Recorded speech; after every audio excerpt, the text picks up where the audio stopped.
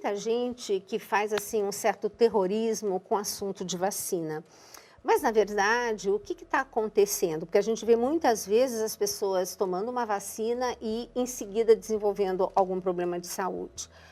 Estávamos conversando com o professor Dr. Cícero Coimbra, que está justamente nos alertando que isso acontece por causa da baixa vitamina D de quem está tomando essa vacina. Então, para realmente nos contar todos os detalhes e esclarecer mais para a população, estamos aqui de novo com o professor Cícero Gali Coimbra, que é neurologista, professor de neurociências da Unifesp. Professor, quer dizer que o problema é, para variar, esses baixos níveis de vitamina D no sangue. Né? Tudo se resume, no fim, à nossa famosa vitamina D tão baixa.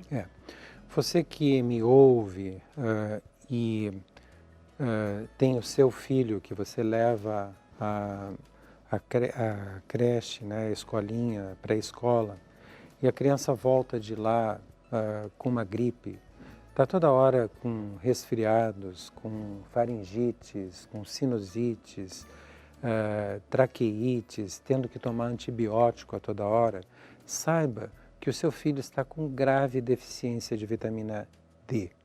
Se você acha que vitamina C resolve isso, você está redondamente enganado. Vitamina C não resolve isso. Você pode dar o que você quiser de vitamina C. Existe uma lenda, é uma lenda de que vitamina C vai diminuir de uma forma importante essa ocorrência de infecções. O que realmente vai fazer com que o seu filho vá para a escola, onde está todas essas crianças com algum tipo de virose ou algum tipo de doença infecciosa, em geral é respiratória, e volte de lá absolutamente são, é você dar vitamina C, você dar vitamina D, que não é vitamina. A gente já disse várias vezes no seu programa aqui, é um hormônio. Na realidade, nem o hormônio ela é uma substância que tem o poder de um hormônio, mas ela tem cerca de 80 funções completamente diferentes. Uma delas é potencializar a ação do seu sistema imunológico. Como estamos falando com crianças, essa mãe, qual que seria a dosagem então? Então, essa mãe tem que dar para o seu filho 200 unidades de vitamina D por quilo de peso. Anote isso, 200 unidades de vitamina D por quilo de peso. Você dá essa dosagem de vitamina D, vai levar cerca de 2 meses para que essa vitamina D vá subindo, subindo e se equilibre na circulação. Ao contrário do que muitos médicos ainda pensam, a vitamina D não tem um efeito cumulativo, ela não se eleva indefinidamente. Depois de 2 a 3 meses ela está equilibrada, mantendo-se aquela dose diária, ela não vai mudar. Se você der essa dose para o seu filho, 200 unidades por quilo de peso, 2 meses depois, você pode ter certeza em me cobrar isso, seu filho vai à escola. Se ele voltar com alguma infecção, essa infecção vai ser tão leve que vai desaparecer em 1 dia ou 2 e não vai provocar grandes repercussões sobre o organismo dele. Então, o que está acontecendo hoje em dia na população infantil? Tal como está acontecendo na população adulta, como a vitamina D é produzida na pele quando você se expõe ao sol, ela não é um micronutriente, a quantidade que tem nos alimentos é irrisória, não é suficiente para manter a sua saúde, não é suficiente para manter a eficiência do seu sistema imunológico. Então, o que acontece com essa criança? Ela está com níveis baixos de vitamina D, ela adquire qualquer doença. E, mais ainda, ela morre por doenças que, quando eu me formei, há décadas atrás, eram doenças banais da infância. Exemplo, eu poderia citar o sarampo. Sim. Né? Quando eu me formei, se dizia que o sarampo só matava crianças que pertenciam a um nível socioeconômico muito baixo e estavam desnutridas. Né? Hoje, sarampo está matando crianças de alta classe social, porque estão todas elas deficientes em vitamina D, porque não se expõem ao sol. Então, não são suplementadas com doses adequadas de vitamina D. A classe médica precisa se atualizar em relação a essas doses. É 200 unidades por quilo de peso que deve ser dado para a criança. E aí você vai ver que o seu filho não vai voltar da escola com infecções. O que está acontecendo é que essas crianças estão, mesmo de alta classe social, vindo a falecer por causa desses níveis baixos de vitamina D quando adquirem uma doença que antigamente era considerada como banal. Então, criança hoje morre por H1N1, que é gripe. Isso. Morre por sarampo, mesmo pertencendo à alta classe social. E o que está fazendo a classe médica? Ela está vacinando crianças para tudo, para todos os tipos de doença. Então, você chega a uma criança com 2 anos de idade, ela já recebeu cerca de 25 vacinas. E o que está acontecendo? Quando você vacina essa criança, você aciona um sistema imunológico que está desregulado pela falta da vitamina D. Um sistema imunológico desregulado não só deixa de fazer o que deve, que é defender o indivíduo contra infecções, mas ele passa a fazer o que não deve. E ele passa a atacar o próprio organismo.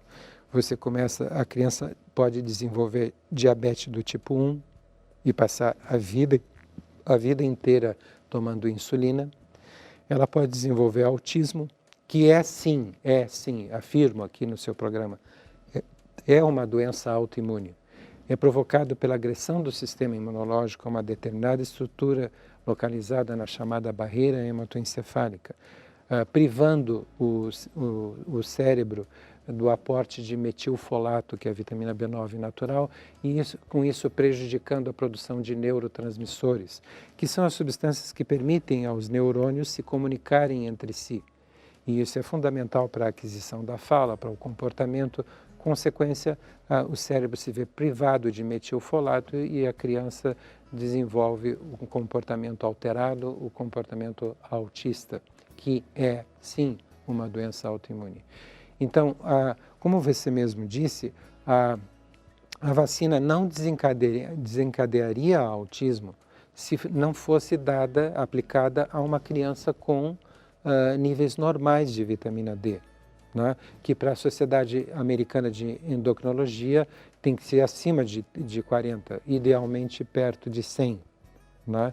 Essa criança não teria necessidade de receber tantas vacinas, porque se ela adquirisse alguma dessas doenças, ela teria uma evolução benigna dessas doenças. Então, assim, eu não estou dizendo que aqui no seu programa que não se deve vacinar nenhuma criança. Exato. Mas eu estou dizendo firmemente que você tem que prestar muita atenção, só vacinar crianças que estejam com níveis normais de vitamina D. E você só consegue níveis normais mantendo essa criança por pelo menos 2 meses até ela atingir o valor adequado, dando 200 unidades por quilo de peso. Aí você poderia vacinar sem nenhum risco essa criança. Só que muitas dessas crianças não precisariam ser vacinadas, porque se adquirissem essa doença, elas não teriam essa doença não teria gravidade nenhuma e nem se espalharia facilmente como se espalham hoje, provocando epidemias. Se você me permite, sair um pouquinho fora do assunto, mas ainda aproveitando o tempo que me resta, eu queria aproveitar o seu programa para dizer que existem 2 coisas que estão prejudicando a fertilidade da mulher. Né? Isso são informações que eu recebi de pessoas que trabalham no Centro de Fertilidade Humana da Unifesp. Normalmente, uma mulher chega aos 30 anos e ela prefere postergar a maternidade para adquirir primeiro uma determinada posição dentro da sua profissão. Aí começam a surgir os primeiros cabelos brancos e ela começa a tingir o cabelo usando tinta que contém chumbo. Todas as tintas têm chumbo, talvez com as exceções das tintas naturais. Então as tinturas para o cabelo contêm chumbo e provocam uma intoxicação crônica pelo chumbo, que torna simplesmente os óvulos dessa mulher absolutamente inúteis para a geração de uma criança. A Anvisa, que está sempre tão preocupada com questões como essa, deveria prestar atenção nesta questão fundamental. Mulheres não, aí essas senhoras chegam aos 35 anos e elas querem ter filhos aí, e aí elas não conseguem mais, porque elas estão sofrendo uma intoxicação crônica por chumbo. Outra coisa que está provocando o mesmo problema é o uso de escova esqueci o nome também. Progressiva. Progressiva. Escova progressiva que contém formol. O formol provoca o mesmo problema. Tá? O uso de escova progressiva provoca infertilidade na mulher. Essas duas informações eu não podia deixar de Obrigada, professor, porque realmente a gente tem tanto contato em relação a isso, e é importantíssimo estarmos vendo todos esses detalhes. Outra coisa que tem chumbo, batom. E segundo o professor Alessio Fasano, uma mulher come 1,5 kg de batom por ano, porque a mulher passa batom o tempo todo. Então, gente, cuidado, leiam o que vocês estão passando no corpo, o que tem. Sempre eu falo para usar os produtos mais naturais possíveis, por isso que eu fiz ali E a Anvisa devia intervir nisso, né? Sim.